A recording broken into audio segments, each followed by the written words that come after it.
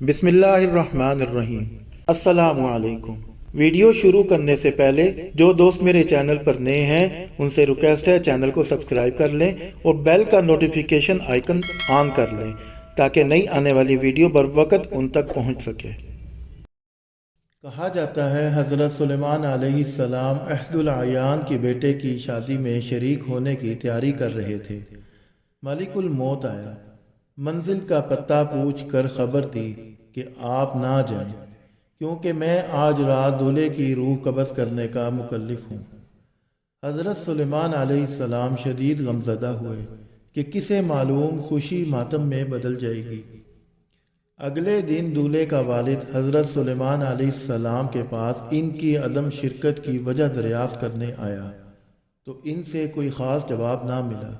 البتہ حضرت سلیمان علیہ السلام نے دل ہی دل میں مالک الموت کو مورد الزام ٹھہرایا۔ مالک الموت نے کہا، میں واقعی جا رہا تھا لیکن مجھے لوٹ جانے کا حکم ملا، اس لیے میں لوٹ گیا۔ وجہ یہ بنی کہ ایک غریب بوڑھی عورت بھی شادی کی تقریب میں شریک تھی۔ دولہے کے والد نے جب اسے دیکھا تو پوچھا کہ میں آپ کی کیا خدمت کر سکتا ہوں؟ اس بڑھیا نے کہا، مجھے بھوک لگی ہوئی ہے، کھانا کھانا ہے۔ دولہے کے باپ نے فقراء کے معروف کھانے سے نہیں بلکہ اسے بادشاہی کھانے سے لا کر پیش کیا، اور بادشاہ حضرت سلیمان علیہ السلام تھے۔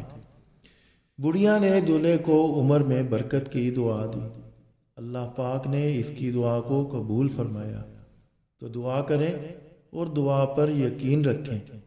سالوں کو شمار کر کے خوشیاں منانے والوں، تمہارا غرور برسوں کا راز نہیں ہے بلکہ اس پر منحصر ہے کہ ان کو کیسے بیداری میں یا گہری اونگ میں گزارا جاتا ہے۔